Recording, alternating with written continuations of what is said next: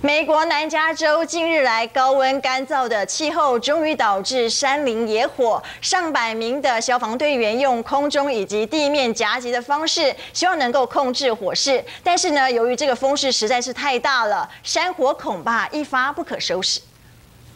空中洒水飞机洒下粉红色的灭火溶剂，飞越熊熊山火的上空。 一台一台的消防直升机也在面积宽达6500平方英亩的洛杉矶北边山区，试着一区一区的降低山火的继续扩散。不过，在南加州吹着超过40英里的强风下，即使洛杉矶的消防单位结合在地面上的消防员和空中飞机两种方式，还是无法控制山火的蔓延。But as you can see, it's so smoky, it's almost impossible to get a good look at where the fire is burning. I can tell you right now, it's burning all up there along that ridge, threatening all of these houses in this neighborhood. 负责山火消防总指挥的南加州紧急救灾中心表示，目前山火延烧的火势依旧相当的猛烈，而且由于到星期六之前，南加州的天气都将持续维持高温、干燥以及强风的天气状态，因此呼吁居住在身边的民众特别注意附近有没有山火发生的情况。 并且将家中庭院易燃的枯草和树木做妥善的处理。